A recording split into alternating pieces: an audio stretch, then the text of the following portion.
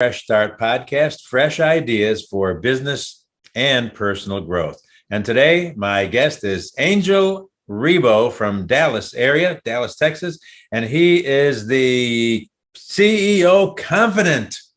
Exactly. Welcome, Thank you. Angel. Welcome. Thanks for being You bet. Of course. Thank you very much for having me, and thank you everybody who's listening to us today, David. Well, the CEO Confidant influencer, a LinkedIn strategist, international V host. What is a V host? TV host. Oh, I'm sorry. I dropped the T. Sorry. It's okay. It's fine. Yesterday, I dropped coffee all over my lap while I was recording. So I had to, the show must go on. So I just kept talking. I agree. That's funny. You were born near Barcelona, Spain. That's a beautiful place. Tell me about that. Yeah. So basically, I was born in a city which is 1 hour away from Barcelona. It's still part of that region of Catalonia that probably you're familiar with. Yes. I was born in a middle class family. I was really blessed that since very early on, since fourth grade, I started learning both English and French. And at the end of high school, I was able to, I was extremely fluent with both of them. When I chose where I wanted to go for college, I wanted to become a computer engineer. So I had to go to Barcelona with 17 years old. And actually, I have, relatives all over Catalonia, let's say, in different provinces in there. And my life has always been, I would say, it's like I was preparing for something internationally. Because also in college, one of the first things I did in college with 17 years old, it was actually start being the president of an international students association, which allowed me to have 3 different internships throughout my studies for several months in several, countries in Europe. So very early on, I was I was directed in that direction. I was going into that direction of having an international life, an international experience. And my brand, the CEO Confidant, I came up with the concept when I left corporate America in 2016, because I started to count my blessings of my life, and I realized that I had worked with more than 1,500 CEOs throughout my career, helping their companies and helping to grow their businesses. And then I said, well, why not using that term? And I looked for it. It wasn't protected, so I took it, and the rest is history. So I helped more than 1,500 CEOs in 33 different countries for the last 20 plus years. Wow. And yet you look so young. Thank you. Let me tell you why. Excuse me. The reason why I still look young, besides being extremely passionate and enthusiastic and pretty an upbeat guy, I take a cold shower every single morning. I've been doing that for the last probably 5 years, and time flies. So it's a habit, and apparently everybody who takes care of their skin this way, I think that helps with their skin also. I use really only like natural tested products for my skincare. I don't know, I think that the energy that goes inside of me helps me to keep all my cells young and rejuvenated.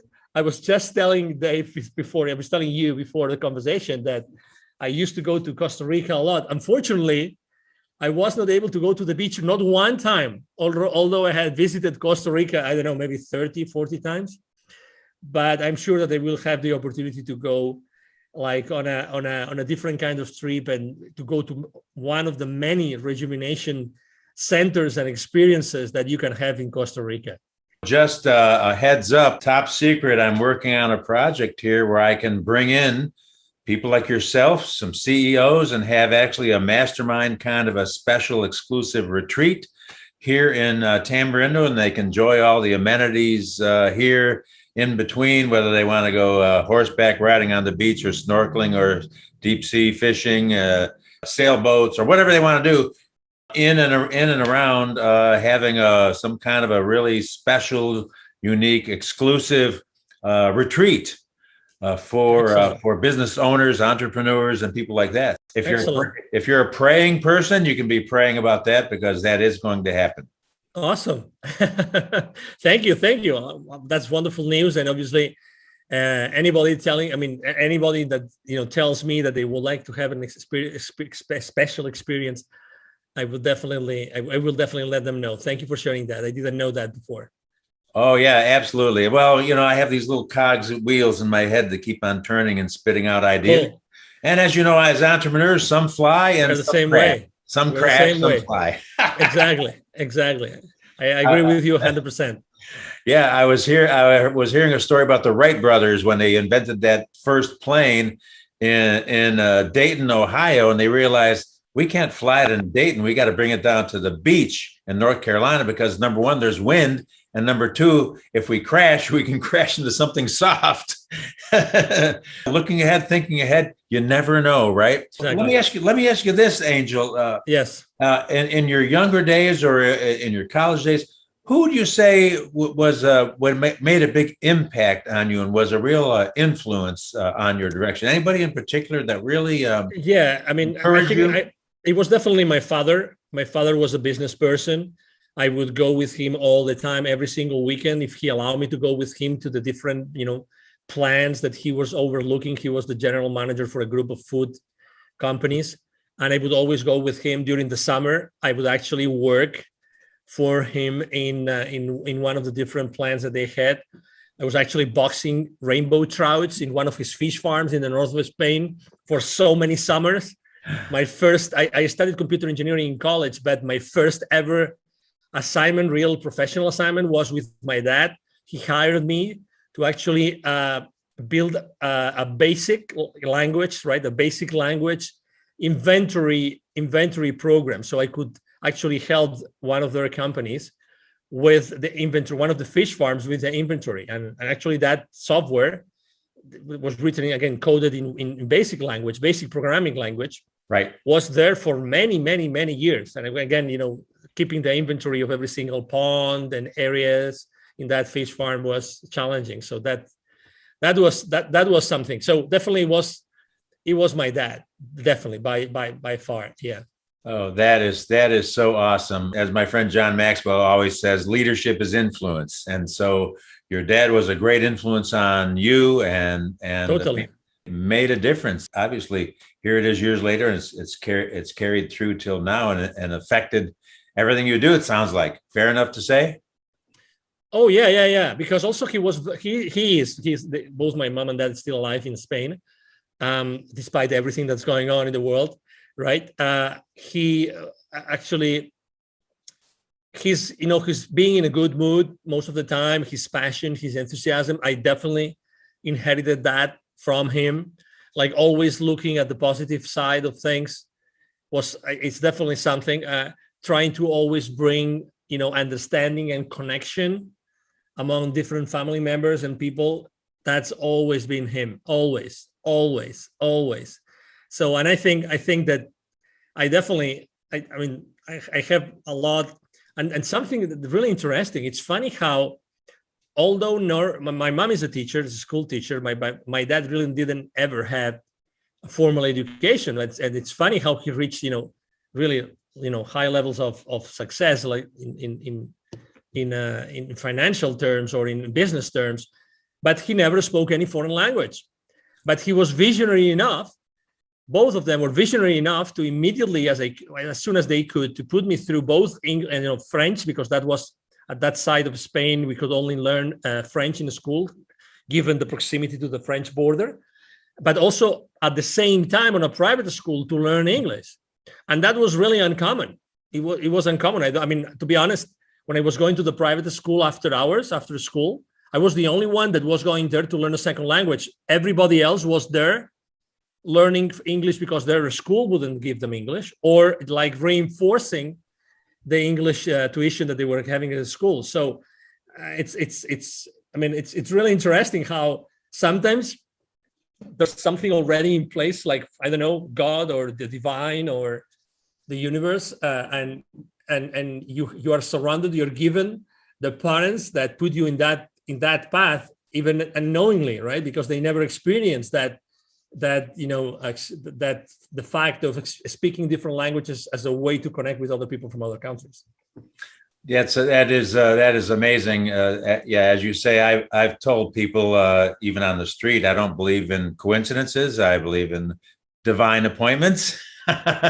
Totally. And like your dad, my dad was a machine shop teacher who he actually was a machinist up in Rochester, New York at Bausch and Lomb, and he loved education, so he finished college in his 30s and 40s and went on to teach at a technical high school because he loved education, and that passed on to me because I love that stuff. And then thinking about his influence, he passed away very young.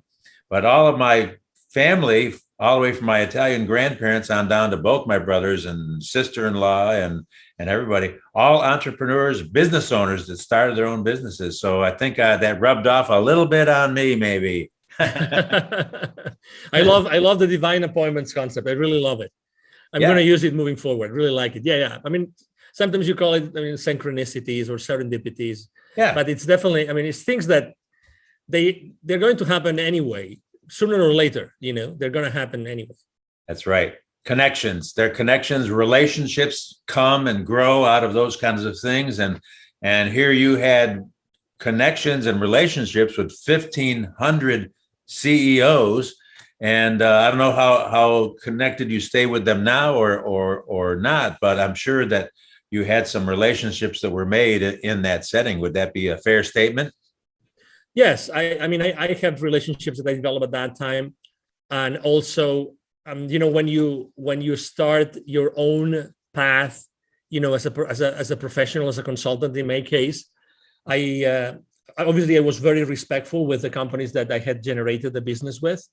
But at the same time, there's something which is, besides, let's say, we were talking about foreign languages as a way to connect with others, right? Right. But also when you develop certain skills and you like massive action, like, the ability to continuously connect with certain people, systematically, then those abilities stay with you. Those skills are with you. So just to give you an example, obviously, I decided when I left corporate America, it was going to be more persistent, more proactive on LinkedIn. I had only a few hundred connections on LinkedIn because you always think that, you're not going to need them. Had I known, I would have obviously pursued those connections much better or more proactively. But still, I was able to create 27,000 connections. Today, I stayed over 28,000 connections, 82% of which are with senior executives in corporations. So to your point, I think that the good thing about our lives is that you develop certain skills in certain ways and abilities to do things. The good thing is that you keep on nurturing, this skill that you were able to create at some point in your life, and you are able to use it consistently in order to develop relationships. Right now, obviously, one of the main challenges, and that's why I have a large team already working with me, is nurturing those relationships I have with the people in my network. That's the most important thing, making sure that these people, we have meaningful conversations with them, and we don't dump, any information on anything that cannot be of interest. I think that right now that everything is moving like virtual and remote, it's more important than ever to be able to just exchange online the minimum amount of information, the only one which really interests whoever you are talking to. That is exactly right. I'm speaking with Angel Ribo, the CEO Confidant, and I've got a lot more questions, so don't go away. And we're not taking a commercial break either, by the way. Just I just like to pronounce your name. I used to be one of my many jobs was the afternoon news anchor, and I get my hand slapped if I pronounce names incorrectly. Quite unlike the newscasters today who don't know who they're talking about sometimes. Crazy. But Angel, thank you. So I wanted to ask you some more questions, obviously. Tell me what the focus of your business is right now these days. Yes. So I would say it's twofold. Number one, making sure that both corporate CEOs and established entrepreneurs, we help them to bridge the gap globally for expansion and exposure as a way to accelerate the growth of their businesses. That's one thing that we do consistently. So it's basically business development, help them to get clients or maybe to create distribution channels in other countries in the world. That's number one. And the number two is I have been developed. You name it very well. You use the word influence, Oh yeah. influence behind leadership, right? So I read a book a few years ago that changed my life forever.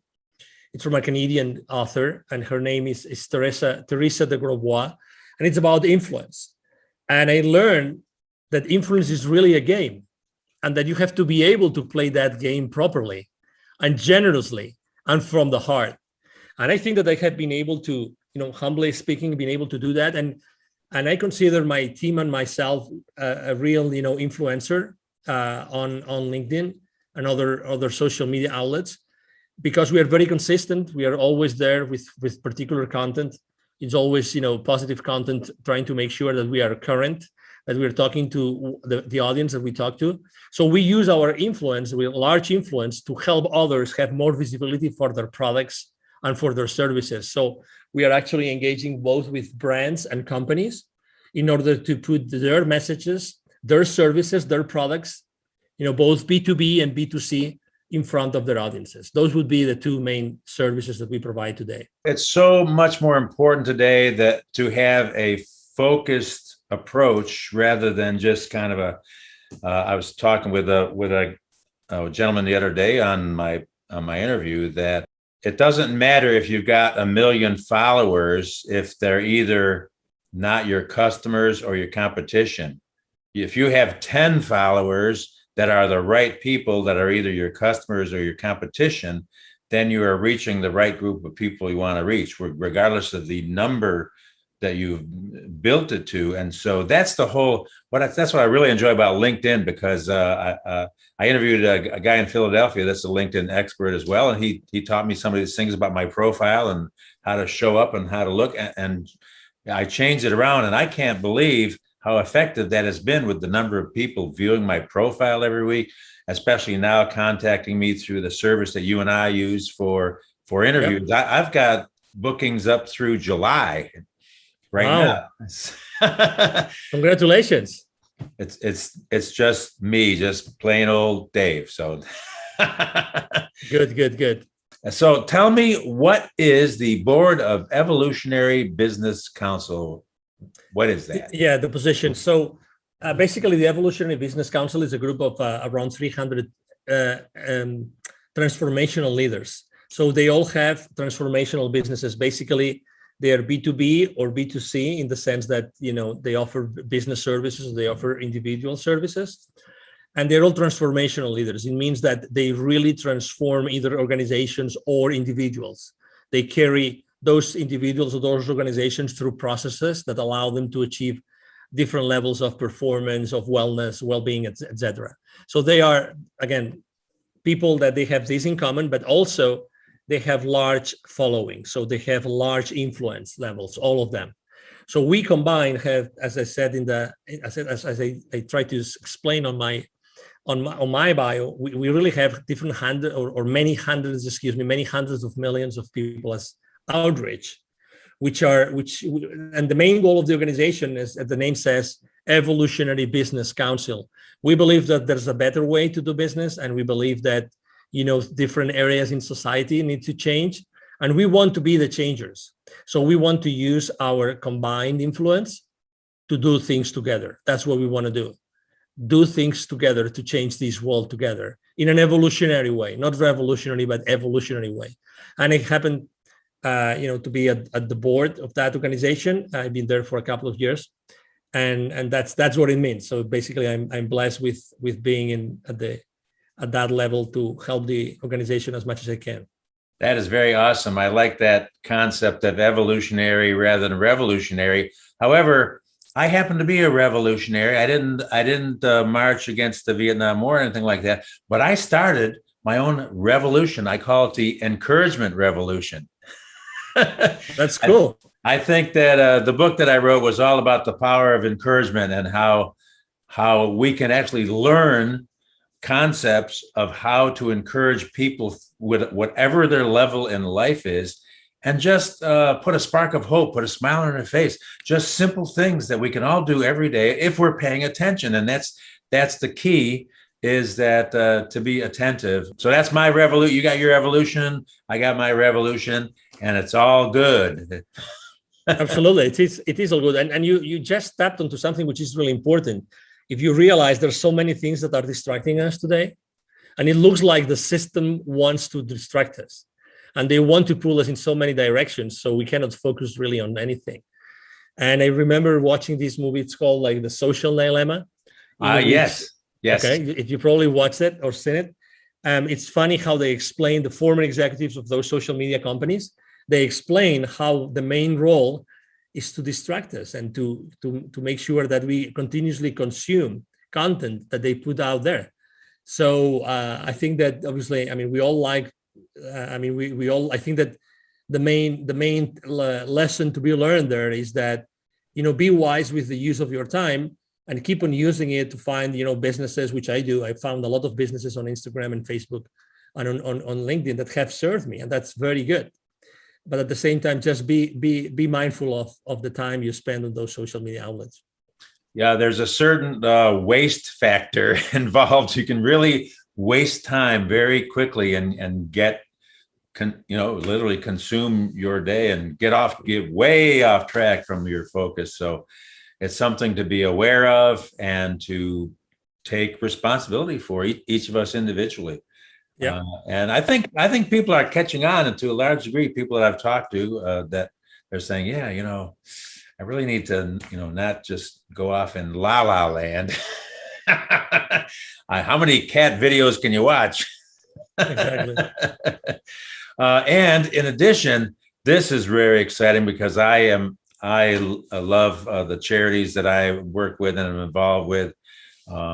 My son had cerebral palsy, and so I'm very interested in the disabled community, and I'm on a board of directors in San Jose, California for disabled adults, and as well as another organization for disabled high school kids.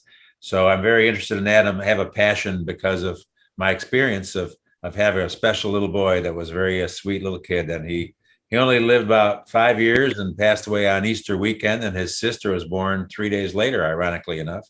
So that was some years ago, but now, I've got a bunch of grandkids now, and my children are all healthy. So that's wonderful. But what you are doing, Wisdom for Kids. Tell me about Wisdom for Kids. I like that.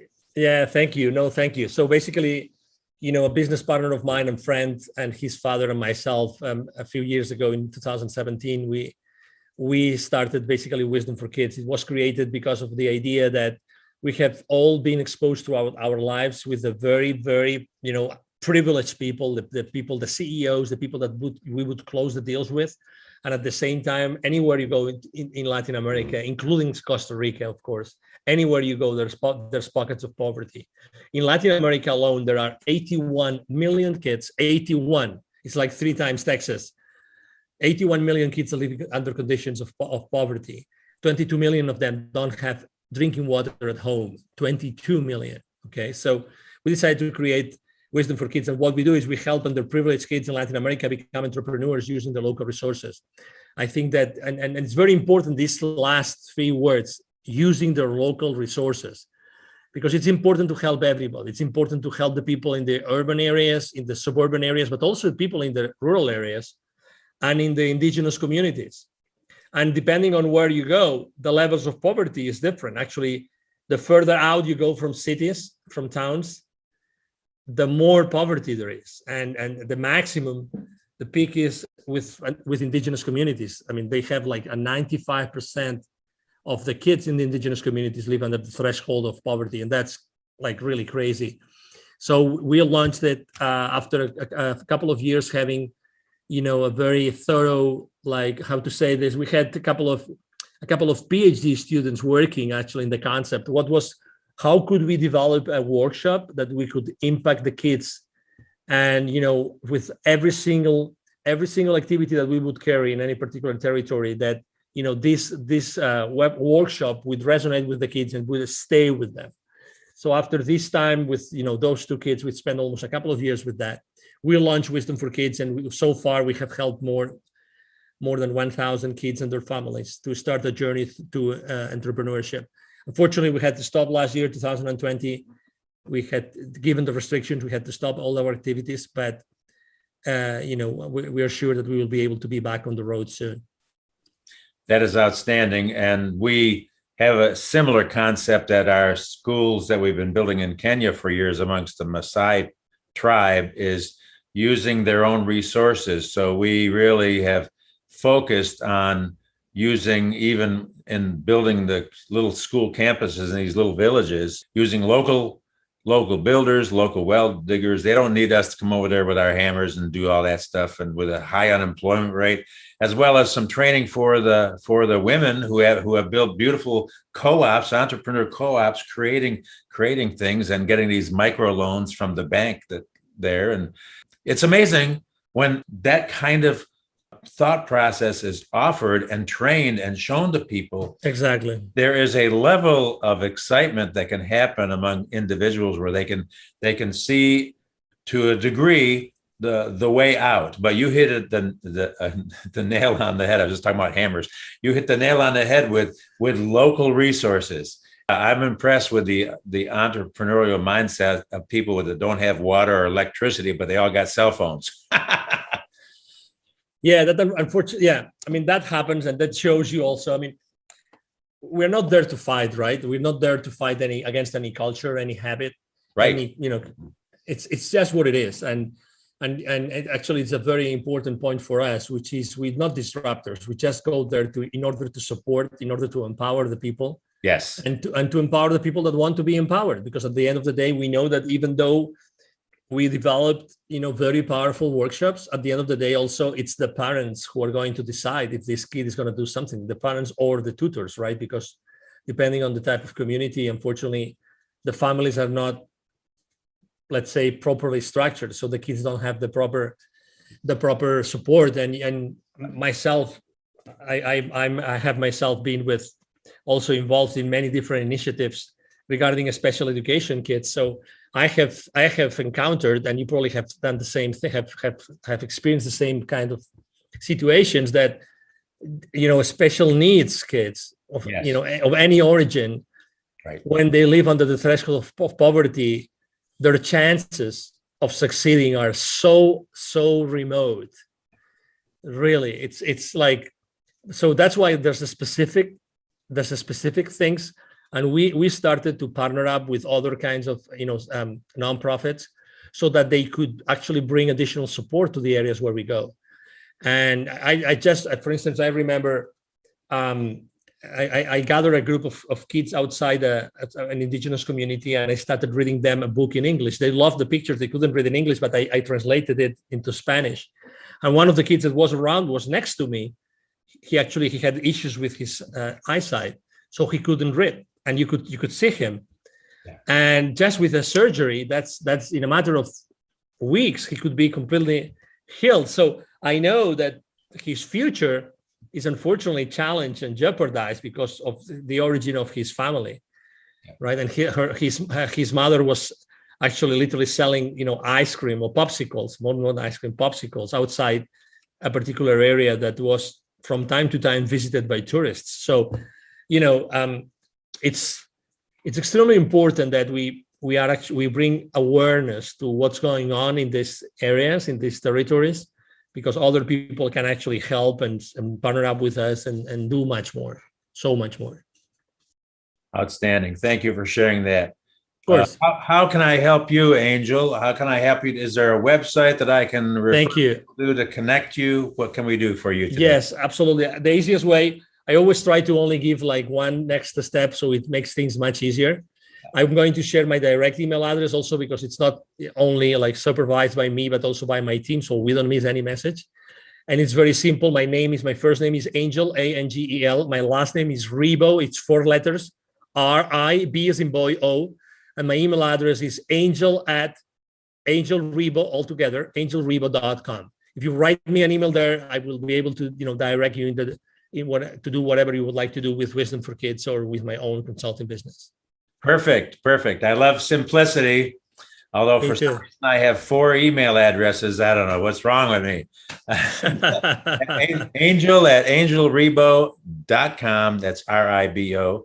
And also as you may or may not be aware, I always ask this question because I do. And that is, I know you did the fish thing, the trout ponds.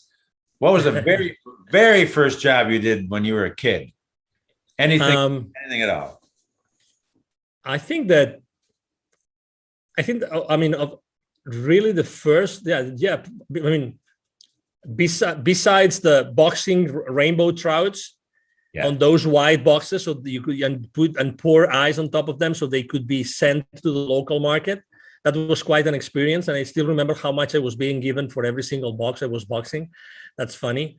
And the coding, probably after that was already when I went to college. Actually, I started to work, in Europe or in Spain particularly, things are not as structured as here in the US. So to get a job while working, it's very difficult. And I was able to actually, through a friend, to get a job in the same school, in the same computer engineering school.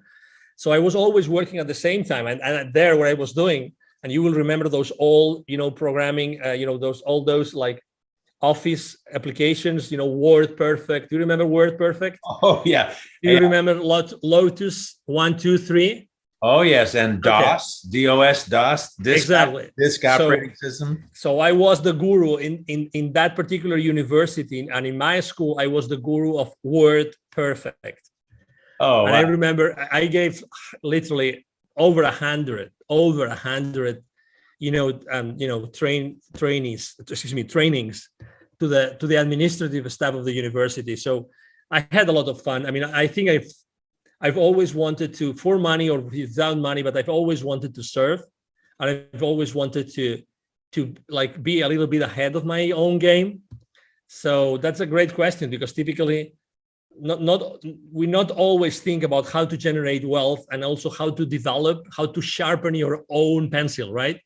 How to sharpen your own tools. So right. you systematically make, growth when you are a kid. Right now, it's a little bit different. For instance, typically I like to have my kid listen to my podcast interviews. I like to have my kid listen into my business calls.